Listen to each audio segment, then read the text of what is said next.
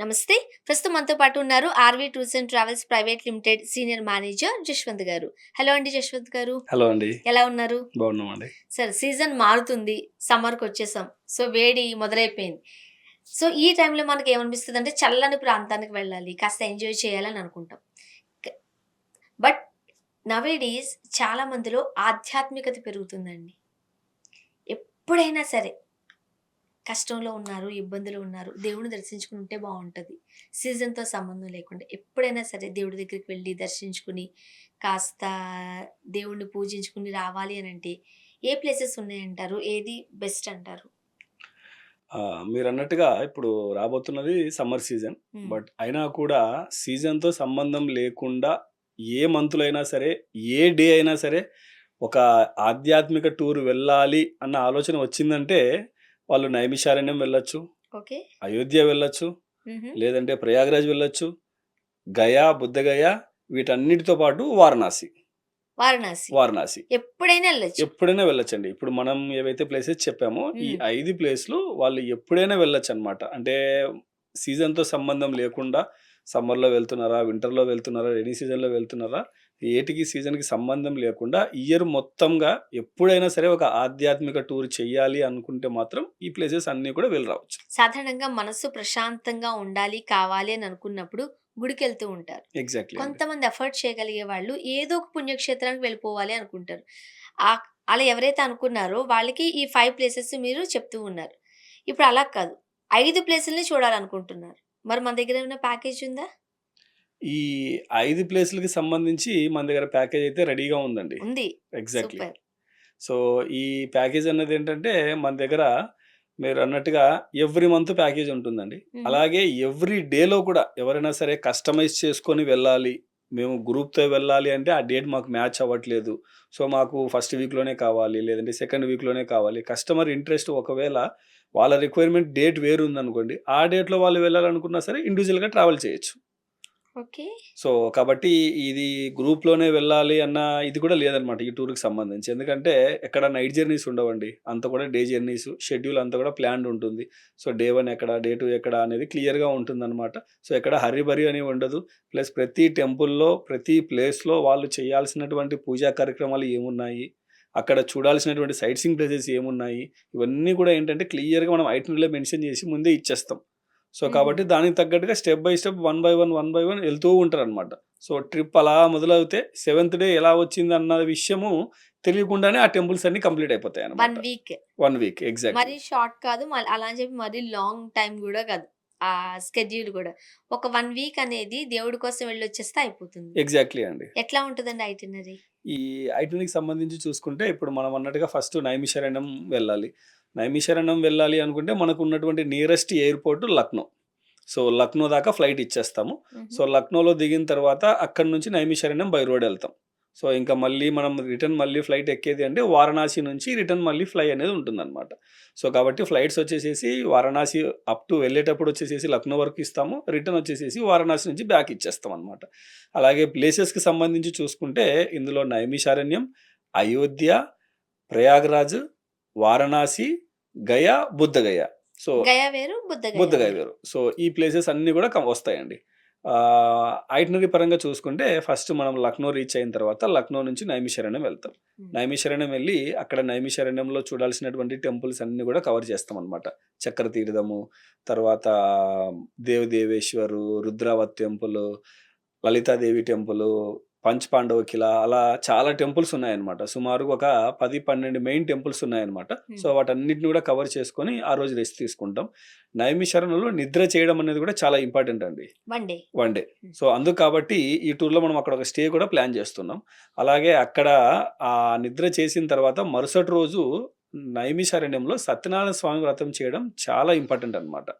So, అది ప్రతిరోజు కూడా అక్కడ బ్యాచ్ వైస్ పూజలనేవి జరుగుతూ ఉంటాయన్నమాట. సో, మనం 10 మంది వెళ్ళినా, 40 మంది వెళ్ళినా అక్కడ గ్రూప్స్ జరుగుతూనే ఉంటాయి కాబట్టి, ఆ గ్రూప్స్‌తో జాయిన్ అయిపోయి మనం ఆ పూజా విధానం అనేది రెగ్యులర్ ఫ్లోలో ఎళ్ళిపోవచ్చన్నమాట. సెపరేట్‌గా మన బ్యాచ్ వరకే ఎక్కువ మంది ఉంటే మన బ్యాచ్ వరకు చేసుకోవచ్చు. లేదు మనం తక్కువ మంది వెళ్ళాము, అక్కడ జరుగుతున్నటువంటి బ్యాచ్‌లో ఎళ్లి జాయిన్ అవ్వచ్చన్నమాట. సో, ఆ రోజు సత్యనారాయణ స్వామి వ్రతం చేసుకొని అక్కడి నుంచి నెమ్మదిగా మనం అయోధ్య వెళ్తాం. సో, సాయంకాలానికంతా అయోధ్య రీచ్ అవుతాం. ఆ రోజు అయోధ్యలో రామ మందిరము, తర్వాత సరయూ నది, హనుమాన్ గడి ఈ 3 టెంపుల్స్ మెయిన్ ప్లేసెస్ కింద చూసుకొని, ఆ రోజు నైట్ అయోధ్యలో స్టే ఉంటాం. దాని తర్వాత రోజు మనం అయోధ్య నుంచి వారణాసికి వచ్చేస్తాం. సో, ఫస్ట్ వారణాసికి రీచ్ అయ్యి, అక్కడ మనము ఆ రోజు సాయంకాలం కాలభైరవ దర్శనం చేసుకుంటామనమాట. ఎందుకంటే కాశీ యాత్ర ఎప్పుడు వెళ్ళినా సరే, వారణాసికి మనం రీచ్ అయ్యాము అంటే, ఫస్ట్ కాలభైరవుని దర్శనం చేసుకోవాల్సి ఉంటుంది. సో, ఆ విధంగా ఆ రోజు కాలభైరవుని దర్శనం చేసుకొని, ఆ రోజు నైట్ రెస్ట్ తీసుకొని, నెక్స్ట్ డే అక్కడి నుంచి మనం ప్రయాగ్‌రాజ్ ఎళ్తాం. సో, ప్రయాగ్‌రాజ్ ఎళ్లి అక్కడ చేయాల్సినటువంటి పూజా కార్యక్రమాలన్నీ చేసి, త్రివేణి సంగమంలో స్నానము, అలాగే బడా హనుమాన్ టెంపుల్, మాధవేశ్వరి అమ్మవారి దర్శనము, ఇవన్నీ చేసుకొని సాయంకాలానికంతా తిరిగి మనం వారణాసికి వచ్చేస్తాం. హ్మ్. దాని తర్వాత రోజు మనం వారణాసిలో ఉన్నటువంటి టెంపుల్స్ ఏవైతే Kashi Vishwanath temple, Vishalakshi temple, Annapurna temple ఇవన్నీ కూడా కవర్ చేసుకొని, ఆ రోజు కొద్దిగా షాపింగ్ చేసుకొని, సాయంకాలము ప్రతిరోజు అక్కడ గంగా హారతి నడుస్తుందనమాట. సో, ఈ గంగా హారతి వీక్షించడము, అలాగే అక్కడున్నటువంటి 64 ఘాట్ల సందర్శన కూడా ప్రతిరోజు జరుగుతూనే ఉంటుందనమాట. బై బోట్స్‌లో వెళ్తారు. సో, బోట్‌లో కూర్చొనేసేసి మనము ఈ 64 ఘాట్లు సందర్శించుకొని, గంగా హారతి చూసుకొని, ఆ రోజు డే అనేది కంప్లీట్ అయిపోతుంది. సో, డే 6థ్ వచ్చేసేసి మనం ప్రోగ్రాము వారణాసి నుండి గయకెళ్ళిపోయి, గయలో ఉన్నటువంటి ప్లేసెస్ ఏవైతే విష్ణుపాదం టెంపుల్, మంగళగౌరి టెంపుల్ ఉన్నాయో ఇవి కవర్ చేసుకొని, అక్కడి నుంచి మనం బుద్ధగయ ఎళ్లి, బుద్ధగయలో బుద్ధుడికి జ్ఞానం జరిగినటువంటి మెయిన్ టెంపుల్ ఏదైతే ఉందో టెంపుల్, అలాగే అక్కడ ఉన్నటువంటి బుద్ధిస్ట్ మానిస్ట్రీస్ అన్నీ కూడా చూసుకొని, బ్యాక్ మనం వారణాసికి వచ్చేస్తాం. సో, లాస్ట్ డే ఇంకేమన్నా సరే బ్యాలెన్స్ వారణాసిలో ఏవైనా సరే పూజా కార్యక్రమాలు లైక్ పిండ ప్రదానాల కార్యక్రమాలు కానివ్వండి, లేదంటే అభిషేకాలు కానివ్వండి.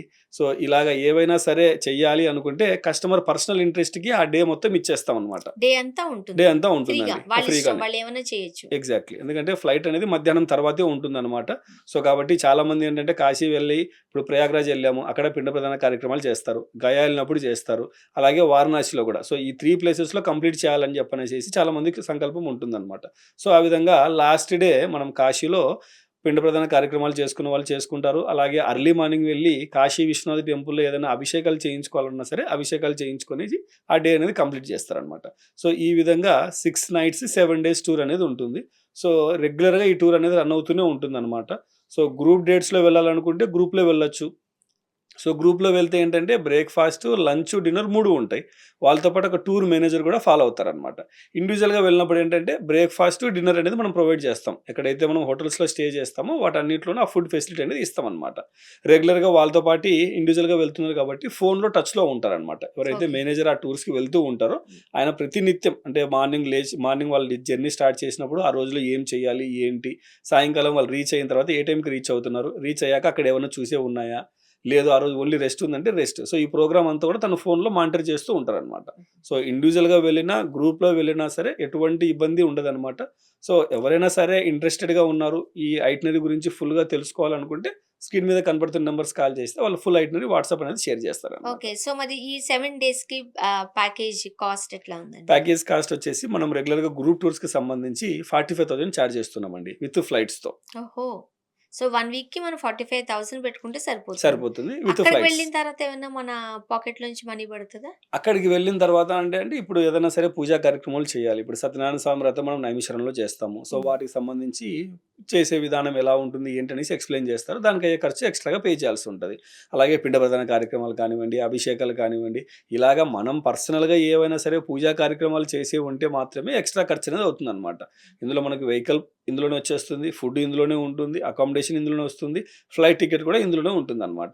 ఎక్కడైనా సరే పార్కింగ్ నుంచి నడవలేకపోతున్నాము. ఒక 1 కిలోమీటర్ ఉంది. సో, లోకల్‌గా ఏదన్నా కన్వీనియన్స్ దొరుకుతుంది మనకి. లైక్ బ్యాటరీ ఆటోలు గానీ, లేకపోతే లోకల్‌గా ఆటో రిక్షాలు ఏవన్నా ట్రాన్స్‌పోర్ట్ దొరికితే మనం యూజ్ అక్కడ చేసుకోవచ్చు. ఏదన్నా మనం యూజ్ చేసుకున్నప్పుడు స్పాట్‌లో ఎవరికి వాళ్ళు పే చేయాల్సుంటుందనమాట. ఓకే. అంతకు మించి ఎటువంటి ఇబ్బంది ఉండదు వాళ్ళకి. ఎక్కడ ఏముండదండి. ఇంక ఎక్స్‌ట్రా ఎక్స్‌పెన్సెస్ కూడా ఏముండవనమాట. ఏమి ఉండవు. సో, ఈ 45,000లోనే మనము ప్రశాంతంగా 7 డేస్ ప్యాకేజ్ ఏదైతే ఉందో దానికి వెళ్లి వచ్చేయొచ్చు. ఎగ్జాక్ట్‌లీ అండి. అండ్ ఇంకొకటి సీజన్‌తో సంబంధం లేదు. ఎప్పుడు వెళ్ళాలన్నా అప్పుడు వెళ్ళొచ్చు. ఎప్పుడు ఆధ్యాత్మికంగా వాళ్ళు కాస్త మనశ్శాంతి కోరుకున్నారు అనంటే ఇవన్నీ కూడా సందర్శించుకొని వచ్చేయొచ్చు. ఎగ్జాక్ట్‌లీ. ఇంకేమైనా డౌట్స్ ఉన్నట్లయితే స్క్రీన్ మీద స్క్రోల్ అయిన నంబర్‌కి కాల్ చేయండి. ఆర్‌వి టూర్స్ అండ్ ట్రావెల్స్ సిబ్బంది మీకు అందుబాటులో ఉంటారు. టచ్‌లో ఉంటారు. ఎలాంటి డౌట్స్ ఉన్నా సరే చాలా మంచిగా, క్లియర్‌గా, క్లారిటీగా చెప్తారు. ఆర్‌వి టూర్స్ అండ్ ట్రావెల్స్ వాళ్ళకి 2 తెలుగు రాష్ట్రాలలోనూ అండ్ బెంగుళూరులో కూడా బ్రాంచెస్ ఉన్నాయి. టోటల్‌గా 12 బ్రాంచెస్ ఉన్నాయి.